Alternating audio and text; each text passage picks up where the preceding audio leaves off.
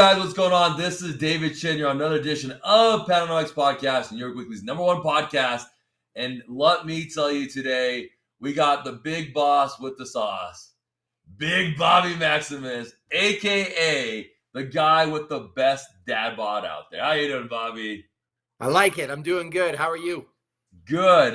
First off, could you please not be the standard for dad bods? Because it's hard for everybody else to hit up that Bobby Maximus standard, man. I mean, kudos to you maintaining your health, teaching the health, telling us in our 40s and the youth that we can continue to do this, and making me put down my pizza when I see your TikToks. So how's everything going, buddy?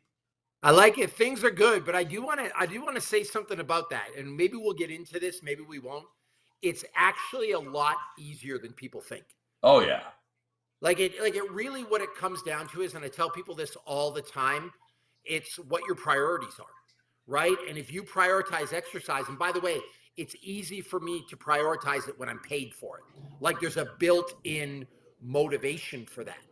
But if you're paid for it and it's your job and you can just show up a couple hours a day, it's really not that difficult. It's actually a fairly simple process. I love it. You know, you have such a big background in health, you've been in men's health, you've been in jiu-jitsu, you've been in the UFC, you've been in a lot of crazy man-ass things, right? Like I love things that we do and we see. Where did you get this from? Tell me about Bobby and where you got the understanding of this chi and this life and why martial arts and health was so important to you. Okay, so when I was a kid, I was bullied fairly heavily. And when I say bullied fairly heavily, like I think everyone's bullied to a degree, right? Like even the hot girl in high school gets bullied by someone, gets called all kinds of names she shouldn't get called. But kids would punch me in the face on a daily basis, draw penises on my forehead with marker, rip my underwear out. And it all culminated for me with these 4 kids. They beat me up and broke my collarbone. I was scared. I didn't really know what to do. I kind of thought maybe I should learn to defend myself or fight. I couldn't make any sports team. I was cut from every team I ever tried out for. And I joined the wrestling team because the wrestling team just needs bodies. Like you don't get cut. They just need somebody to beat up. So I started wrestling. This was in grade 10. And my first year, I lost every single match. My second year, I won 1 single match out of 40. And at that point, it was the greatest day of my life. Like just to win and get my hand raised and feel like I accomplished something felt unreal. And then I was hooked and I wanted to get better. And I knew the path was getting stronger, but I didn't really know how to do that. And so I went into the weight room and I was the kid that got pinned under a 45-pound barbell. Wow. Now it's funny because people don't think that that's me, but growing up, I was into Lord of the Rings, building with Legos. I was a huge Magic the Gathering player and collector. Loved He-Man and the Masters of the Universe. Like I was into all the nerd things, if you will. And yeah, I was that kid that got pinned under a 45-pound barbell because I didn't really know what else to do. There were some kids in the weight room and some teachers that couldn't be bothered to bully me. Kind of gave me some tips, some simple tips on fitness. And I just kept showing up and trying. And then I got a little stronger. And then I won more wrestling matches. As I won more, my confidence increased. As my confidence increased, I tried harder. And then the next thing you know, I'm on the Olympic ladder for wrestling in Canada. I'm in the UFC. I was second in the world for amateur kickboxing. I got into jiu-jitsu. And I don't need to go into all of that because I think I've been pretty successful. You can Google me if you want to like find out my resume or whatever. But the single most important thing that I learned was you didn't have to be talented. You didn't have to be born with good genetics. You didn't have to have rich parents or be born into a trust fund. Like if you just show up and keep trying for days, weeks, months, and years on end, eventually something really good's going to happen. And so that's what I built my entire life off of, is that premise. I love it. I feel like we have very similar stories growing up when we got our ass kicked for no reason, right? And like the cruelty of humanity and the fear of telling your parents. I lost your volume. I lost my volume. I'm sorry about that. Yeah. No.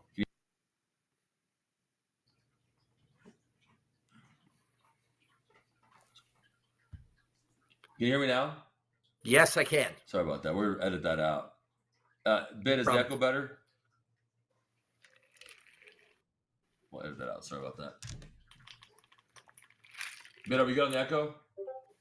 Okay, cool. All right, so I think so. If you need me to mute, do you need me to mute the VMAX?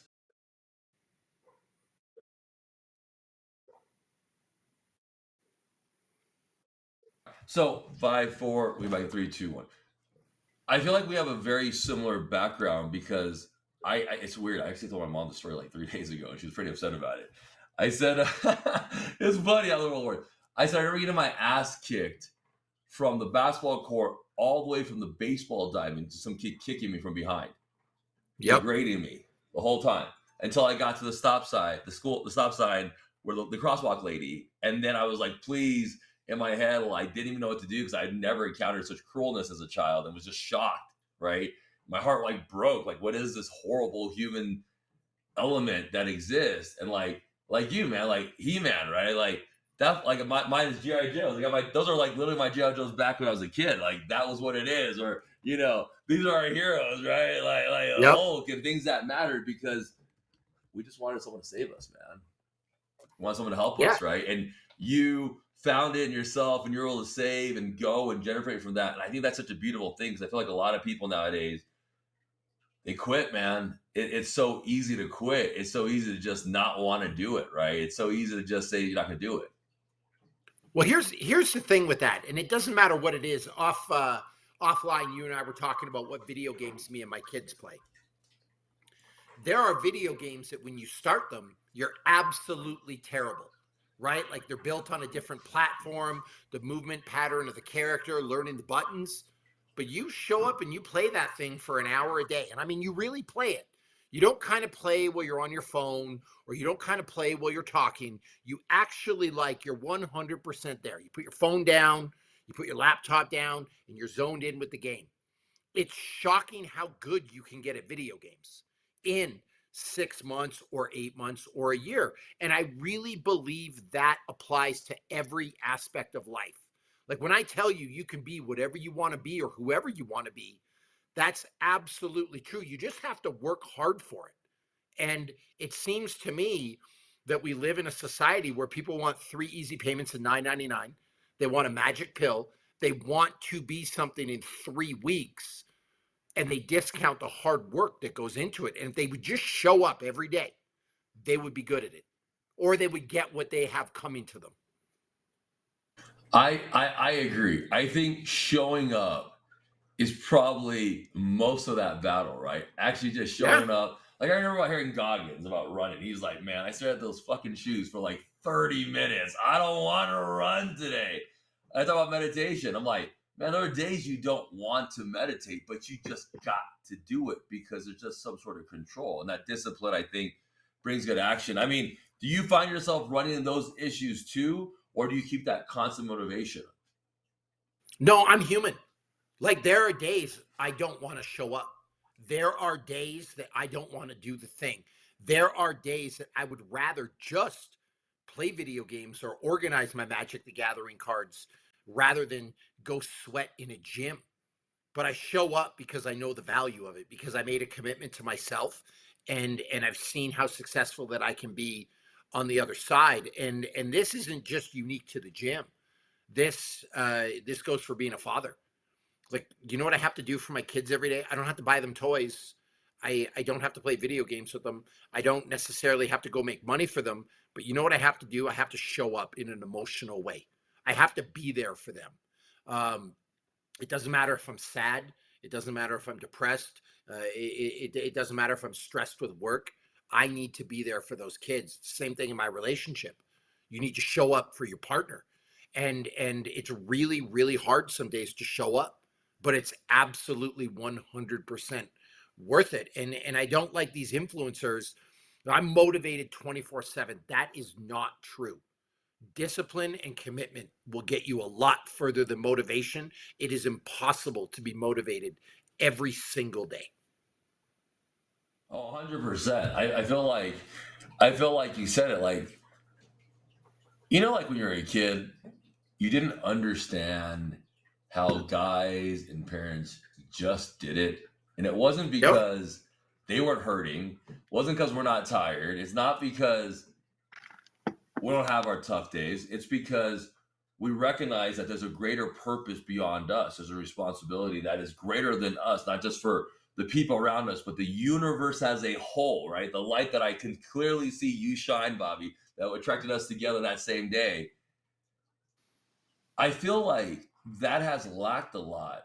And as you're seeing it, and kind of nowadays, when they're not showing up, when they're feeling bad, when they need to just get that one thing going, how did you find the courage to do that? I think for me, it's because I know what it's like to be on the other side. Like we're talking about being bullied, but that's a fundamental part of who I am. When you spend 15 years getting punched in the face, getting called names, getting your underwear ripped out, getting drawn on with marker, like that really sucks. Like I don't know how else to articulate it. It's not a good existence. And by just showing up. Because keep in mind, a fundamental part of my story, my origin story, if you will, is that I lost 40 wrestling matches my first year. I just kept losing and losing and losing. But I just kept showing up because I don't think I knew what else to do. But then I was rewarded. So I went from hell to kind of purgatory, we'll call it, where I'm just losing day after day after day, to actually then winning and starting to get stuff and starting to get recognized and starting to feel good. And so for me, whenever I'm struggling, whenever I think I don't want to get out of bed today, whenever I think I don't want to go work out today, I think back to that kid and what would have happened if I would have quit. And it just motivates me to just take a step foot forward. And it doesn't matter how much you lose, because again, you can lose 40 times in a row and then you can win on 41 or 42 or 43. And so for me, I've focused internally on the process. It doesn't matter to me whether I win. It doesn't matter to me if I lose. I know if I show up, good things will happen eventually. Maybe not tomorrow, maybe not next month, but eventually I'll get my payoff. I love that. The process of understanding what happened, why it happened, overcoming yourself internally to find that peace to then, like a rubber band, shoot right back out. How do you sort the process out in terms of things that matter to keep them wanting to keep doing it, right? Because the process is so significant. What is the process for you? So there's three parts. The first part of the process is showing up. If you don't show up, it's not going to happen. And my old wrestling coach Ray Takahashi used to say, the hardest part about practicing is putting your shoes on. Like if you can get your shoes on, you're halfway there. So that's part one of the process. Part two of the process, and it's as important, it's be all in. Be there 100%. We live in a day and age where this thing, I love it. It's a tool. It helps me make money. It's fun. I'm allowed to communicate and stay in touch with amazing people like you. But this can suck us down a bad rabbit hole too. It can rob us of real experiences.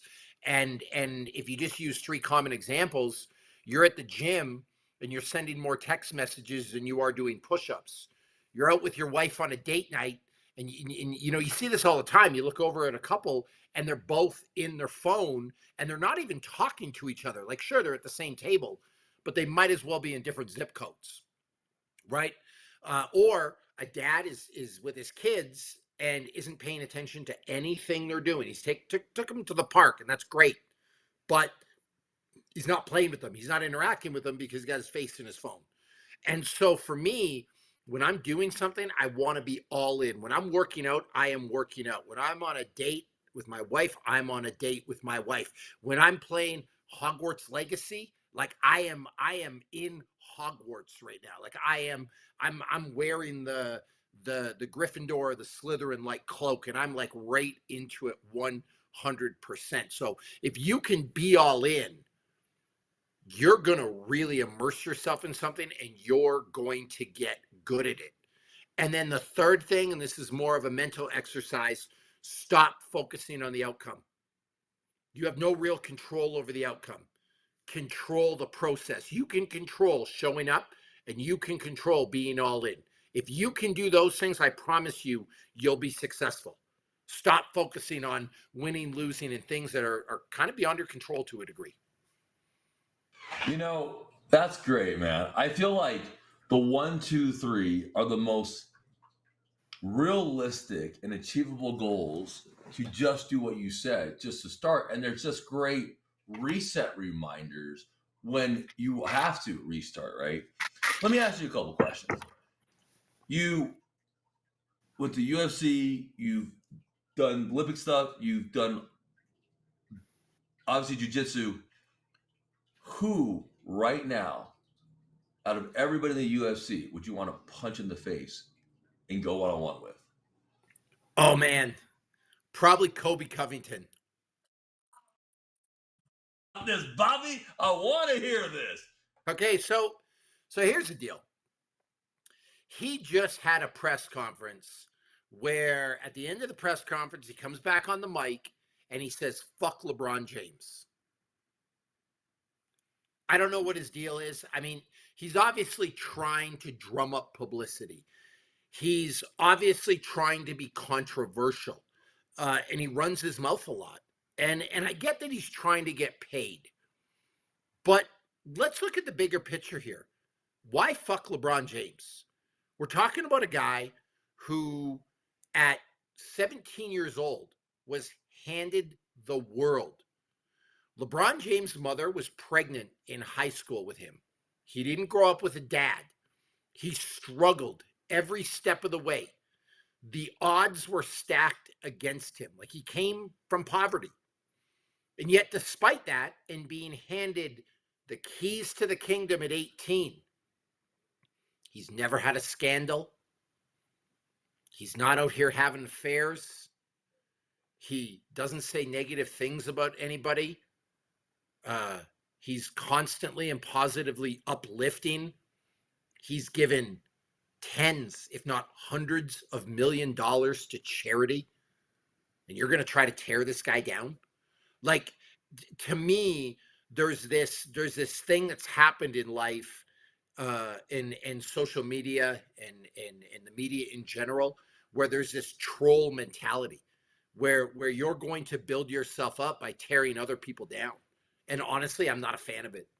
Like, I'd rather lead by building people up and being positive. And I think that promoting that type of culture, I think I'm not going to say it's dangerous, but I think it really robs people of an opportunity to inspire others in a positive way. Man, you could have said it any better. You understand a lot of what people have to do and have to say, but like I remember when we were growing up watching sports, it was everybody was your hero, man. You know what I mean? Like those guys were your heroes. Like those were the guys who stood up for the things that they stood up for, that you stood up for, that you could understand. You're He-Mans of the world, right? I hear that. I hear that. I think that there's a real problem when you walk back on stage and you call somebody, a bitch and call it a day and kind of going from there.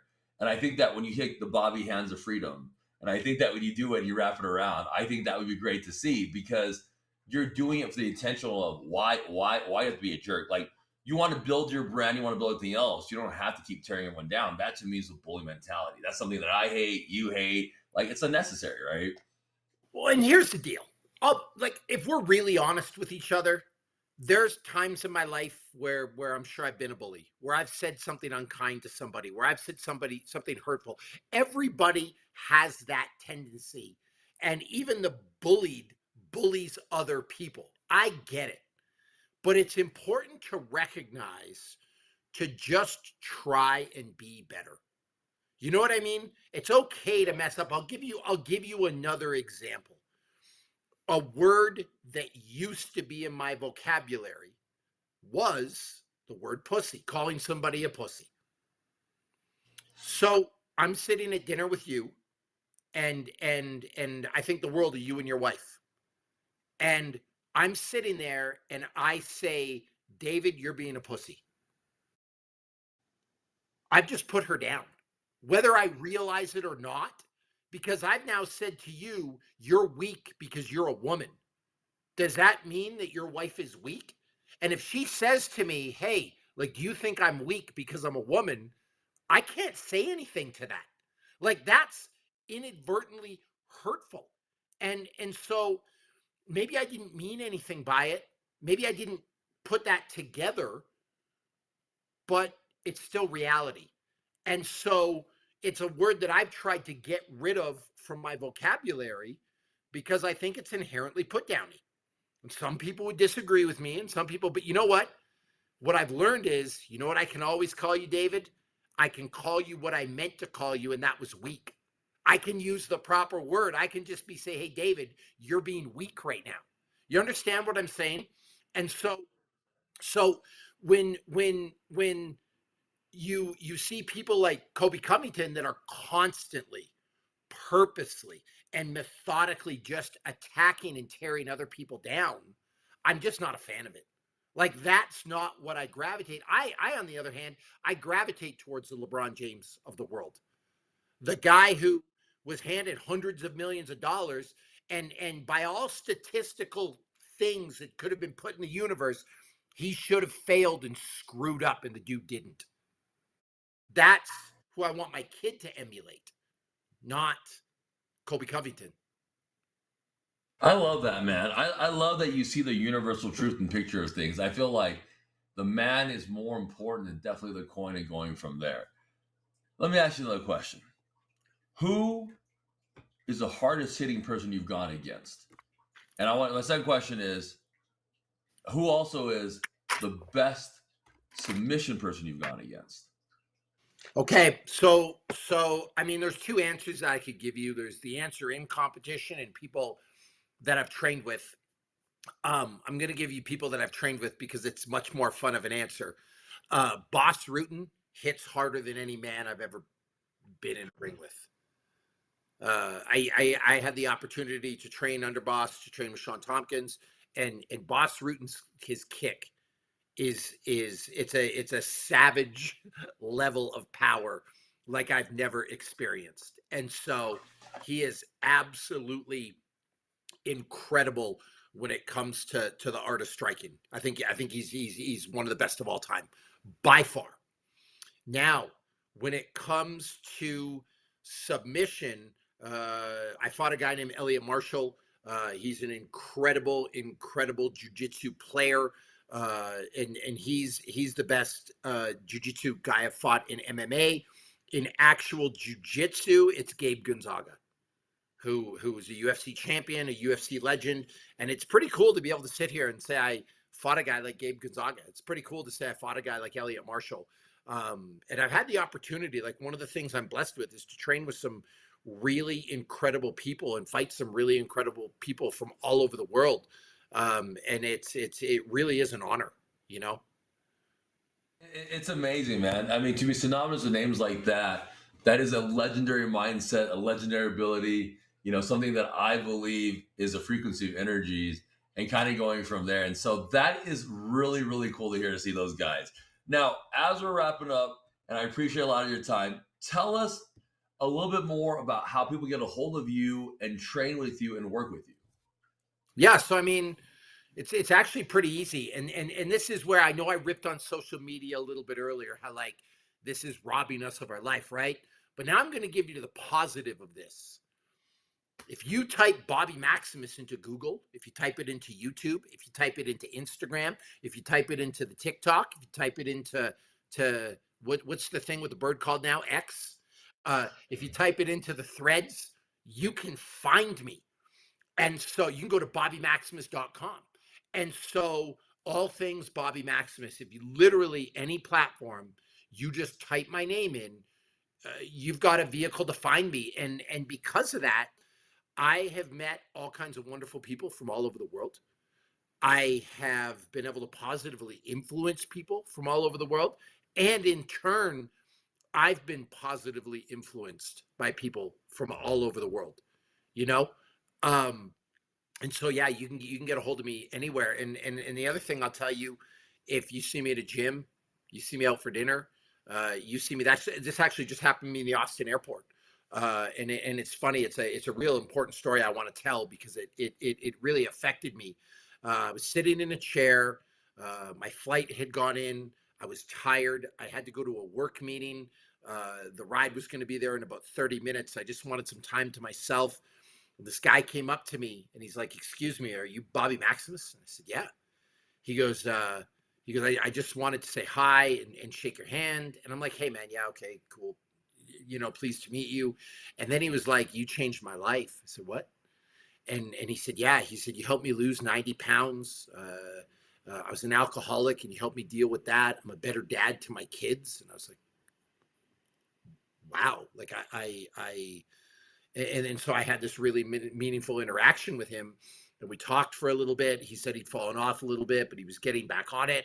But the point was that absolutely made my day. It made my week to hear that I could positively impact somebody like that. So if you see me out and you have a story, if you need help, if you want to talk to me and get my advice about something, like please just come up and say hi. I won't be mad. I don't bite. I'm not going to punch you. I'm not the boogeyman. Like it really, really makes me happy. And I'm also cognizant of the fact that I've built a public platform. I have put food in my kids' mouths um, because of my Instagram following, because of my TikTok following, because of my YouTube following, because of people that have bought my book or believed in what I say. So if I'm at dinner, please come up and say hi. Like I consider that actually it's part of my job, it's part of my career, but it's also part of giving back. And so you can find me virtually or you can find me in person. He's such a dope dude, man. I remember. I mean, I would talk about how we met. We met. I was with Overt. Overt is a good friend of ours. He goes, "We're gonna have dinner with these people." I'm like, "Who?" He doesn't even say who. I'm like, "Whatever." And he goes, "We're gonna have dinner." And I was like, "Okay." And like 15 minutes later, I was like, "I don't go have 2 spots." He's like, "I get 3 spots." And we're like, "Okay." And then we're coming in, and I walk in. I'm like, "The hell is going on?" The Gracies are there. There's Bobby Maximus, 5 Hey, Demon don't lie. Deathbud. Don't Huh? lie. You thought I was Johnny Sins. Dude, I know, I knew who you were. Katie said it. I just started cracking up, bro, because I was, dude, I saw you. I was like, girl, come on, man. But I knew who you were because I watched on UFC, and I remember telling me that. I thought that was so funny. But that was our running joke. I was like, hey, Johnny, and you're like, yeah, I know, and that was so funny. But that's also like the universe, like, two nerdy kids who, from a good grace of good hearts and love and Yeah, yeah. understanding, we could sit at a table like that, man. That's it. And that's the beauty. Like that's the thing that really makes me happy is you could talk about making money. And yeah, that's important to me. I'm not gonna lie. It's important to me to have a legacy for my kids and to set them up and all those things. But honestly, the thing that I love the most about what I do is just the ability to connect and meet with amazing people from all over the world, people that I otherwise wouldn't have met. And now in you, I have a real friend. You know what I mean? And those things can be in short supply at times in life. And so, what an incredible opportunity to like sit at a table with so many good people and have a new group of friends that you can call, you can bounce stuff off of, you can be on a podcast together with. It really is a blessing, and that's part of the process too, right? Like that's part of the beauty of doing the thing, because to me those things are bigger wins than actually getting your hand raised in an octagon. 100%, man. Bobby, thank you so much for your time. I'm so glad we finally got to connect. I'm gonna make sure we get on our call. But Bobby, you keep changing the world, keep doing that good energy. I hope you fight Kobe and you do what you got to do for the guys like us, man. But keep inspiring, keep being amazing, Bobby. And I thank you, man. And we'll definitely talk to you soon, my friend. All right, thank you very much. I'm humbled and honored you asked me to be on here. I'll say this before we sign off. Like it's funny, we talked about like being in the moment and showing up, right? And there are times, to be honest with you, because I do a lot of podcasts. I'm like, oh God, I got to do another podcast today. And or you think like, oh, I got to go to this meeting. And I always think back to the first time somebody asked me to be on a podcast. And it was so exciting. And I was so honored and like, oh my gosh, somebody wants to hear my story. And so I do this visualization thing 5 minutes before every podcast. I sit back and put myself back in the shoes of when I couldn't get on a podcast. And when the first one came through and how excited I was, you know? And so I wanted to tell you I'm humbled, I'm honored, I'm grateful, and thank you for thinking highly enough of me to have a talk with me. Oh, my friend, it means the world to me, man. The energy is infectious, dude. We got to talk. I'll catch up this weekend, play some video games, man. Bye. Keep being amazing, man, and keep doing it for the people. Good night, guys. Appreciate you, and we'll talk to you guys soon.